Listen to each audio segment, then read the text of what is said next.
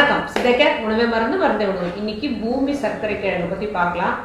நீங்கள் கவனிச்சு பார்த்தீங்கன்னா கிராமப்புறங்களில் இப்போ கொஞ்சம் கொஞ்சம் சிட்டியில் கூட நிறையா வந்துடுச்சு. ஒரு தள்ளு வண்டியில் ஒரு பெரிய மரம் மாதிரி இருக்கும். அதாவது மரத்தோட ட்ரங்க்னு சொல்கிற மரத்தோட அடி மாதிரி இருக்கும். ஆனால் அது வந்து ஒரு கிழங்கு வடிவில் இருக்கும், ப்ரௌன் கலரில் இருக்கும். அது தோல் சீவிட்டு வெள்ளையாக இருக்கும். இதெல்லாம் இவ்வளோ பெருசுக்கு இருக்கும். அதோட டயாமீட்டரே ஒரு 5 to 10 சென்டிமீட்டர் மாதிரி இருக்கும். அது வந்து மெலிசாக கட் பண்ணி நமக்கு கொடுப்பாங்க. அந்த பூமி சர்க்கரை கிழங்கு வனத்தில், அதாவது காடுகளில் மட்டும்தான் நிறைய விளையக்கூடியது. ஏன்னா அது பல வருடங்கள் கழித்து தான் அந்த பூமிக்கடியில் உள்ள அந்த கிழங்கை தோண்டி எடுத்தால் மட்டும்தான் அது ஒரு சாப்பிடக்கூடிய தன்மையுடைய கிழங்காக நமக்கு கிடைக்கும். காட்டு பகுதியில் தான் நிறைய கிடைக்கும். அங்கேருந்து எடுத்துகிட்டு வந்து நமக்கு வந்து அந்த பூமி சர்க்கரை கிழங்கை வெட்டி கொஞ்சம் கொஞ்சம் பீஸாக கொடுப்பாங்க. அதோட பழங்கள் பற்றியும் சித்தர்கள் சொல்லியிருக்காங்க. அதோட பழங்கள் என்ன அப்படின்றத ஒன்று ஒன்று பார்க்கலாம். இந்த பூமி சர்க்கரை கிழங்கு வந்து